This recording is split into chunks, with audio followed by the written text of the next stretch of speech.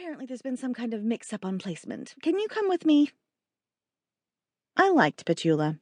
She was a crackerjack of sound and motion.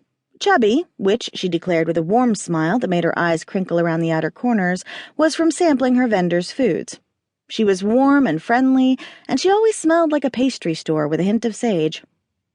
I let her lead me away, mostly because I didn't have a choice, stumbling in my heels as we headed back down the hallway to the front door and out onto the porch.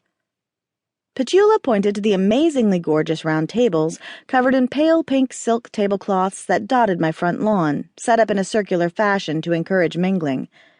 "Do you want the sculpture on the dessert table, or the table where the Bustamante boys will make made-to-order fajitas and tacos?"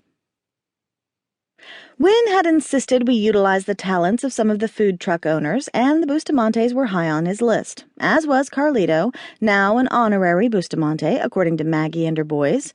Her daughter Bianca was still warming to him. Long story short, Tito Bustamante was murdered last month, and he'd owned a taco truck, the best ever taco truck, my favorite dining experience in all of Ebenezer Falls.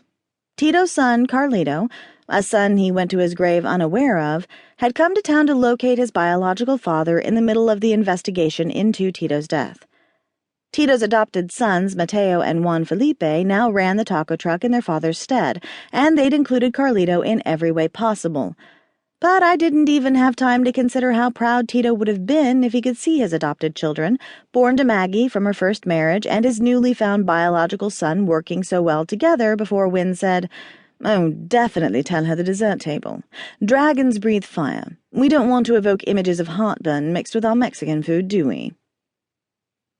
Clearly, he'd read my lack of focus, and likely the blank expression on my face the way he always does. And he always knows exactly what to do. I nodded distractedly. I don't know why I hadn't made the correlation between fire and spicy tacos. Duh, it was so obvious. Not. The Mexican table, so we don't inspire an OD on antacids, or something. Does that work, Petula? Petula clapped her work-worn hands. "Of course. You're so clever.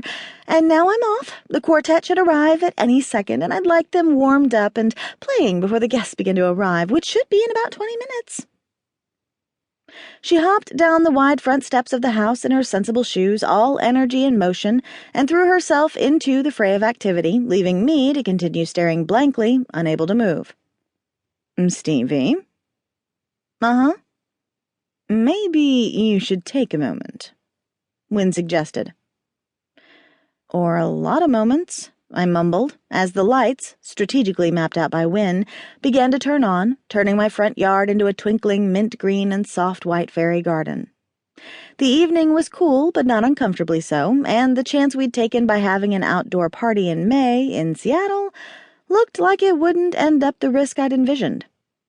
The newly planted hydrangeas in blue and white, their fat blooms drooping from their stems, added to the aura of an English cottage garden.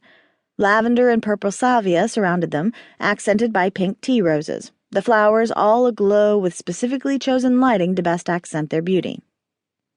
Chester, the man I secretly considered my surrogate grandfather, and the real grandfather of the man I was dating casually, had helped me meticulously plan this particular garden, and it was as beautiful as I'd hoped. But I couldn't enjoy it right now, or take pride in it, because my father, Hugh Granite, was somewhere inside my house, certain I was thrilled to bits he'd made an appearance after almost 33 years. How did I even know he was telling the truth? "Dove, please take a moment to gather your thoughts." "Do you really think he's—" I couldn't finish the sentence. It sounded ludicrous in my head. I couldn't imagine what it would sound like out loud. "Your father. I will admit there's a resemblance. It's in the line of your jaw and the set of your pretty eyes. What I'd like to know is how and why." "Why now, and how did he find me?" "Exactly. We must protect you from frauds, Stevie. You're a very rich woman. Now, I'm going to stress once again, please take a moment to gather your thoughts. Have a glass of wine. I want this to be an enjoyable evening for you. As good as it possibly can be, after Hugh's admission. I don't want you frazzled and upset. I'll have Belfry call Petula if